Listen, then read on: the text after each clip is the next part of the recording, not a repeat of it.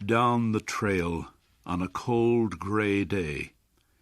Pure white snow and ice covered the earth for as far as he could see. This was his first winter in Alaska. He was wearing heavy clothes and fur boots, but he still felt cold and uncomfortable. The man was on his way to a camp near Henderson Creek. His friends were already there. He expected to reach Henderson Creek by 6 o'clock that evening. It would be dark by then. His friends would have a fire and hot food ready for him. A dog walked behind the man. It was a big gray animal, half dog and half wolf. The dog did not like the extreme cold. It knew the weather was too cold to travel. The man continued to walk down the trail. He came to a frozen stream called Indian Creek. He began to walk on the snow-covered ice. It was a trail that would lead him straight to Henderson Creek and his friends. As he walked, he looked carefully at the ice in front of him. Once he stopped suddenly, and then walked around a part of the frozen stream. He saw that an underground spring flowed under the ice at that spot. It made the ice thin. If he stepped there, he might break through the ice into a pool of water. To get his boots wet in such cold weather might kill him. His feet would turn to ice quickly. He could freeze to death. At about 12 o'clock, the man decided to stop to eat his lunch. He took off the glove on his right hand. He opened his jacket and shirt and pulled out his bread and meat. This took less than 20 seconds, yet his fingers began to freeze. He hit his hand against his leg several times until he felt a sharp pain. Then he quickly put his glove on his hand. He made a fire, beginning with small pieces of wood and adding larger ones. He sat on a snow-covered log and ate his lunch. He enjoyed the warm fire for a few minutes. Then he stood up and started walking on the frozen stream again. A half-hour later, it happened. At a place where the snow seemed very solid, the ice broke. The man's feet sank into the water. It was not deep, but his legs got wet to the knees. The man was angry. The accident would delay his arrival at the camp.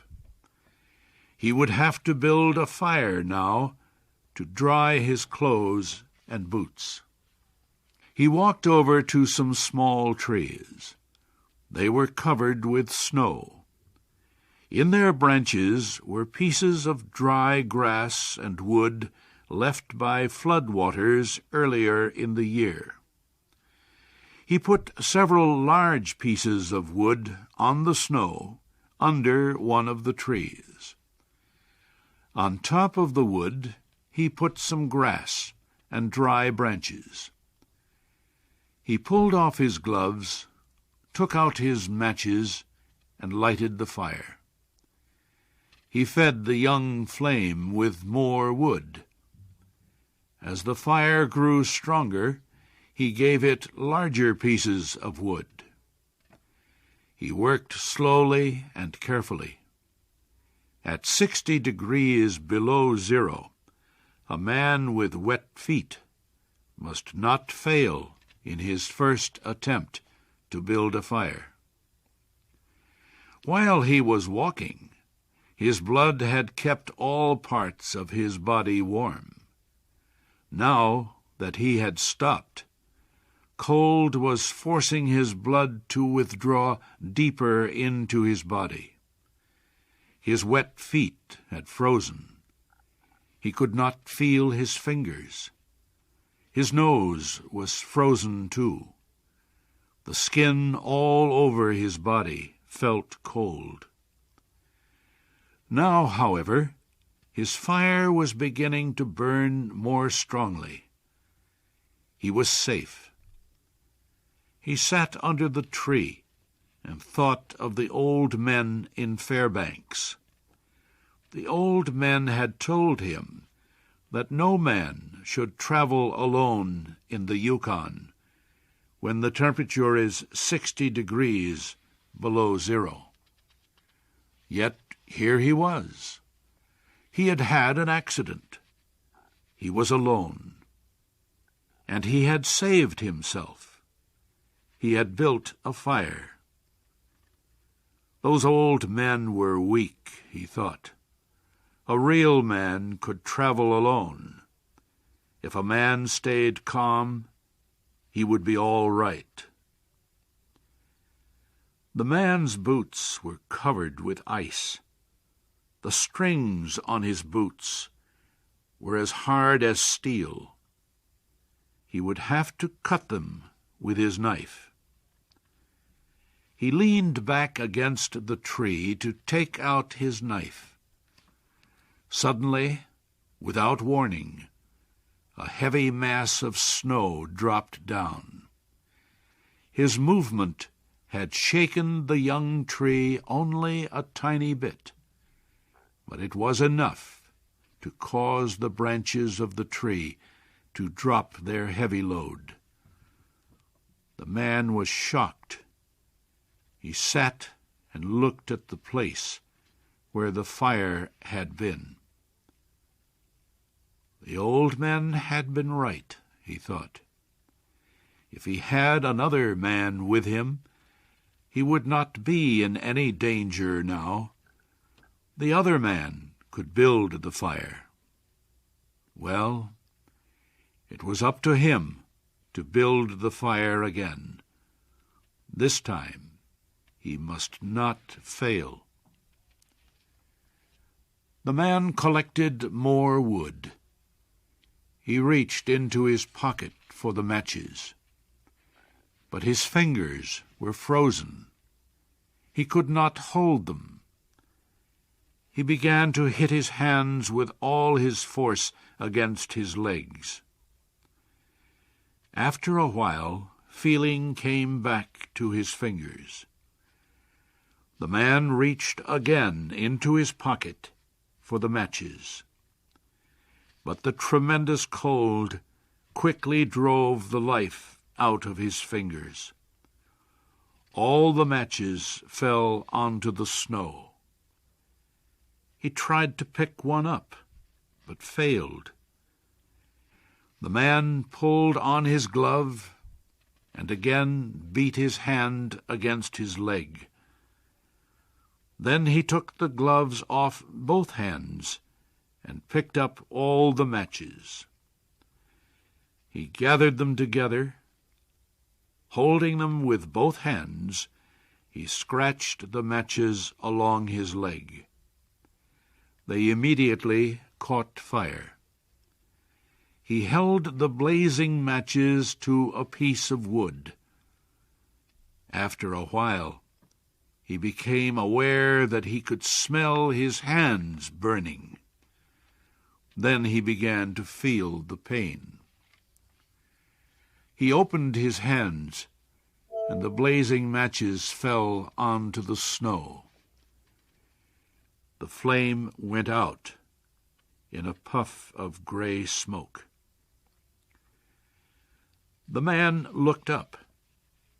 The dog was still watching him. the man got an idea. He would kill the dog and bury his hands inside its warm body. When the feeling came back to his fingers, he could build another fire. He called to the dog.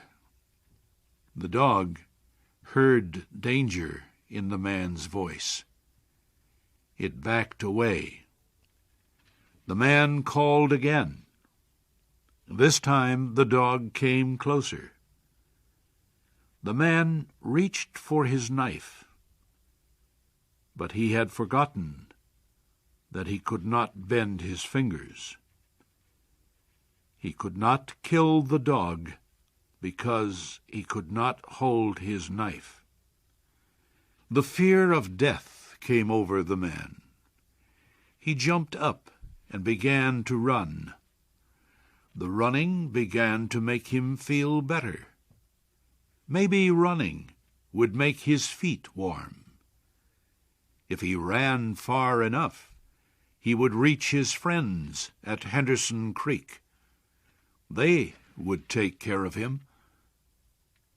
It felt strange to run and not feel his feet when they hit the ground. He fell several times. He decided to rest a while. As he lay in the snow, he noticed that he was not shaking.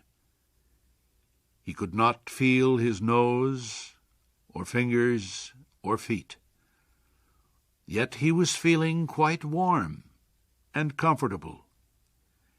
He realized he was going to die. Well, he decided he might as well take it like a man. There were worse ways to die. The man closed his eyes and floated into the most comfortable sleep he had ever known. The dog sat facing him, waiting. Finally, the dog moved closer to the man and caught the smell of death. The animal threw back its head. It let out a long, soft cry to the cold stars in the black sky. And then it turned and ran toward Henderson Creek, where it knew there was food and a fire.